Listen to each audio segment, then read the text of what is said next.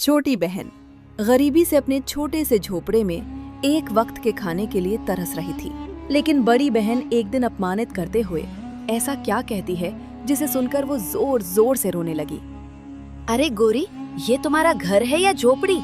मैं तो सोच भी नहीं सकती कि कोई ऐसे भी जी सकता है। तुम्हारी किस्मत भी ना, कैसी जगह शादी हुई है, और ऊपर से वो शराबी जुआरी तुम्हें मिल गया जो रोजाना तुम्हें तंग करता रहता है। सच बताऊं गोरी, अगर मैं तुम्हारी जगह होती ना तो ऐसे घर में एक दिन भी नहीं रह पाती। उधर मेरा ससुराल देखो और इधर तुम्हारा। लगता ही नहीं हम दोनों सगी बहनें हैं। तुम तो पहले भी बोझ थी और अब तो तुम्हारे ससुराल वालों पर भी बोझ बन गई हो। माया की ये कड़वी बातें सुनकर उसे बुरा तो बहुत लगा, लेकिन अपनी गरीबी की वजह से वो माया को जवाब देने की हिम्मत नहीं जुटा पाई। अब सवाल ये उठता है, क्या गोरी सच में माया की सगी बहन थी और उसका विवाह एक गरीब घर में क्यों हुआ? और क्या गोरी की किस्मत बदलेगी या गोरी जिंदगी भर इस तरह माया के ताने सुनती रहेगी? ये जानने के लिए कहानी को अंत तक जरूर देखें। मिर्जापुर एक छोटा सा गांव था जहाँ दो अनाथ बहनें रहती थीं। एक थी माया, पढ़ी लिखी, खूबसूरत, और किस्मत ने उसे अमीरी दे दी। और दूसरी तरफ थी गोरी, सीधी साधी, ईमानदार। किस्मत ने शायद उसके साथ धोखा कर दिया। शादी के बाद दोनों की जिंदगी पूरी तरह बदल गई, लेकिन सबसे ज्यादा बदल गई माया। उसे अपनी सुंदरता और पैसों का इतना घमंड हो गया कि वो अपनी ही सगी बहन को नीचा दिखाने लगी। वो वार वार गोरी के घर आती, लेकिन प्यार से नहीं, अपनी अमीरी के किस्से सुनाने। लेकिन माया नहीं जानती थी कि किस्मत ने उसके लिए कुछ और ही सोच रखा है। अरे गोरी, ये तुम्हारा घर है या झोपड़ी? मैं तो सोच भी नहीं सकती कि कोई ऐसे भी जी सकता है। तुम्हारी किस्मत भी ना, कैसी जगह शादी हुई है, और ऊपर से वो शराबी जुआरी तुम्हें मिल गया जो रोजाना तुम्हें तंग करता रहता है। सच बताऊं गोरी, अगर मैं तुम्हारी जगह होती ना तो ऐसे घर में एक दिन भी नहीं रह पाती। उधर मेरा ससुराल देखो और इधर तुम्हारा। लगता ही नहीं हम दोनों सगी बहनें हैं। तुम तो पहले भी बोझ थी और अब तो तुम्हारे ससुराल वालों पर भी बोझ बन गई हो। माया की ये कड़वी बातें सुनकर उसे बुरा तो बहुत लगा, लेकिन अपनी गरीबी की वजह से वो माया को जवाब देने की हिम्मत नहीं जुटा पाई।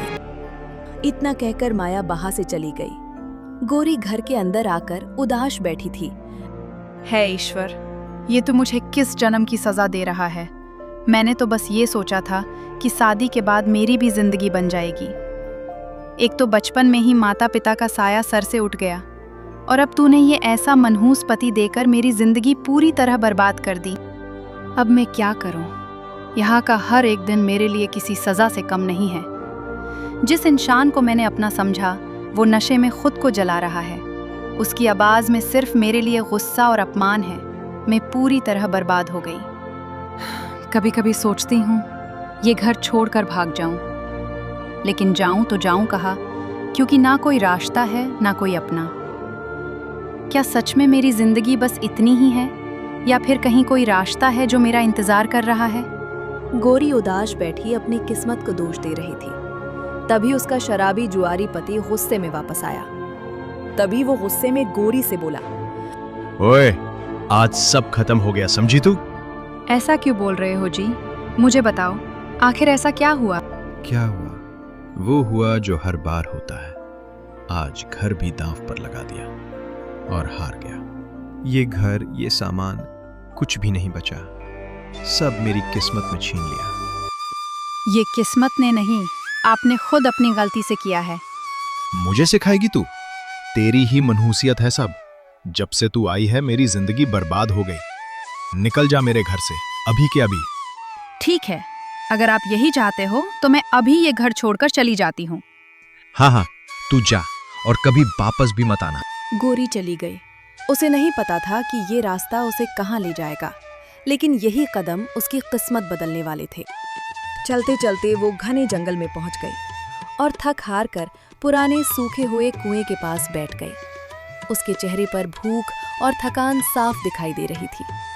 है ईश्वर, अब मैं क्या करूं? कहते हैं तू सब देखता है, तो क्या तूने मेरी जिंदगी भी देखी है? मैंने कभी किसी का बुरा नहीं किया, फिर भी हर बार मेरे साथ ही गलत क्यों होता है? अब देख, मेरे पास कुछ भी नहीं बचा, न घर न अपना कोई सहारा। अगर यही मेरी किस्मत है तो आज यहीं खत्म कर दे इसे। गोरी कुएं के पास उदास बैठी थी और अपनी किस्मत को दोष दे रही थी। तभी उसे पुराने कुआं के पास रंग बिरंगी किरणें चमकने लगी। अगले ही पल एक सुंदर परी प्रकट हुई। वो मुस्कुराकर गोरी से बोली, तुम्हारी दुख भरी कहानी मैं काफी देर से सुन रही हूँ। ये सुनकर गोरी चौंक गई। आप कौन हो? मैं इसी कुएं के अंदर निवास करती हूँ।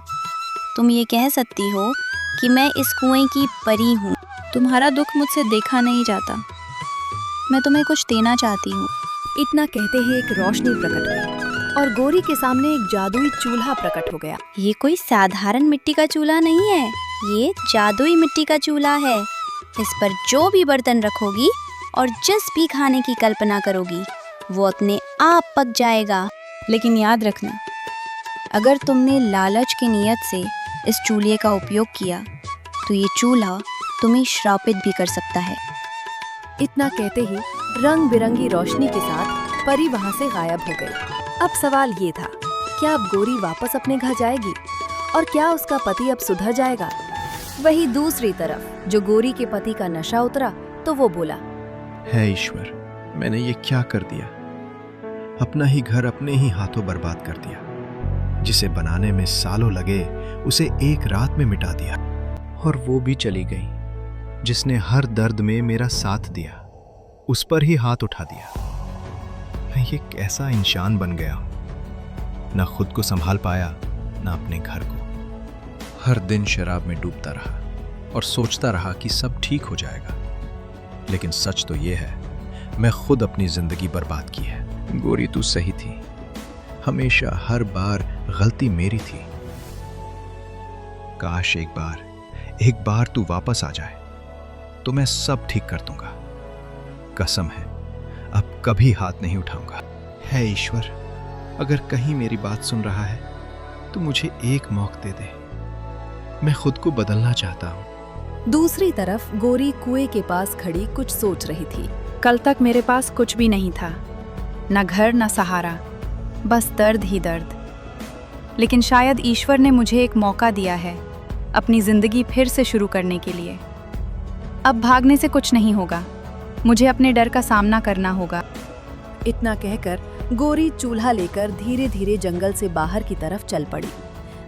कुछ समय चलने के बाद वो उसी अपने पुराने घर पहुंच गई। जैसे ही वो घर में पहुंची, पति जोर जोर से रो रहा था। जैसे ही पति ने सामने देखा, गोरी तुम वापस आ गई। मुझे लगा मैंने तुम्हें हमेशा के लिए खो दिया। मुझे माफ कर दो गोरी, मैंने बहुत बड़ी गलती की। अब मैं तुम्हें कभी परेशान नहीं करूंगा। कसम है, सब छोड़ दूंगा। गोरी चुपचाप उसे देखती है। उसकी आंखों में सच्चाई साफ दिखाई दे रही थी। मुझे ये समझ नहीं आया, ये तुम्हारे सर पर चूल्हे की तरह क्या है? ये हमारी नई शुरुआत है। जब मैं जंगल में थी तो मुझे एक परी। धीरे धीरे गोरी उस परी की सारी बात अपने पति को बताकर बोली। लेकिन इस चूल्हे की एक शर्त है कि हम हमेशा सच बोलेंगे और कभी लालच नहीं करेंगे। अगर हमने कभी झूठ बोला तो यही हमारी सबसे बड़ी सजा बन जाएगा। इतना सुनकर पति हैरान हो गया और गंभीर आवाज में बोला, अब तक मैंने झूठ और गलत रास्ता ही चुना, लेकिन अब मैं सब बदलना चाहता हूँ। उसने गोरी की तरफ देखा और कहा, मैं वादा करता हूँ गोरी, अब हम सिर्फ सच के साथ जिएंगे। ठीक है, देखते हैं उस परी की बातों में कितनी सच्चाई है। इतना कहकर गोरी ने एक खाली बर्तन उस चूल्हे पर रख दिया और स्वादिष्ट भोजन की कल्पना करने लगी। तभी रंग बिरंगी किरणें उत्पन्न हुई और कई सारे बर्तनों में तरह तरह के पकवान उपस्थित हो जाते हैं। अरे वाह, अरे वाह वाह, इसका मतलब ये सच में जादुई चूल्हा है। अजी देखा आपने, ये तो सच में जादुई चूल्हा है। चलो खाना खा लेते हैं, मुझे बहुत तेज भूख लगी है। इस तरह दोनों पति पत्नी ने भरपेट खाना खाया, क्योंकि बहुत समय बाद उन्हें अच्छा खाना मिला था। इस तरह वो दोनों पति पत्नी रोजाना उस जादुई चूल्हे से खाना बनाते और बाजार बेचने लगते हैं। एक दिन जब गोरी का पति खाना बेचकर घर आया तो उसने गोरी से कहा, अरे गोरी, ओ गोरी, जरा यहाँ तो आओ। गोरी अपने पति की बात सुनकर दौड़ी दौड़ी आई। हाँ जी, कहिए। आज आप बहुत खुश हैं। अरे गोरी, खुशी की बात ही है, आज पूरे 10,000 रुपए के पकवान बिके हैं। अजी, ये तो बहुत खुशी की बात है। अगर ऐसी ही चलता रहा तो हम बहुत जल्द ही अमीर बन जाएंगे। हाँ गोरी, यही तो मैं भी सोच रहा था। गोरी का पति रोजाना जादुई चूल्हे की मदद से रोजाना पकवान बनाकर बाजार ले जाता और शाम को अच्छे पैसे लेकर घर वापस आता। कुछ ही महीनों में वो बहुत अच्छा घर बनाते हैं और अच्छे से अपना जीवन जीने लगते हैं। अब उनके पास कोई धन धान्य की कमी नहीं थी। एक दिन दोपहर के समय गांव की एक औरत माया के साथ पानी भरने कुएं पर आई थी। तभी वो बोली, अरे सुनो माया, वो गोरी है ना, वही तुम्हारी छोटी बहन। अरे वही जो पहले बहुत परेशान रहती थी। हाँ हाँ, तो क्या हुआ बताओ। अब देखो उसे, पूरा घर बदल गया। पैसे ही पैसा है। अब तो उसके पास किसी धन धान्य की कोई कमी नहीं। उस औरत की बात सुनकर गोरी मन में सोचने लगी, इतनी जल्दी गोरी कैसे अमीर बन सकती है? कल तक तो उसके घर खाने के लाले पड़े हुए थे। कुछ ना कुछ तो गड़बड़ है। तभी वो औरत कहती है, और उसका पति भी सुधर गया है। ना अब दारू पीता है और ना ही जुआ खेलता है। इतना सुनते ही माया बोली, सुनो बहन, वो आज घर पर बहुत सारा काम है, तो मुझे जल्दी जाना होगा।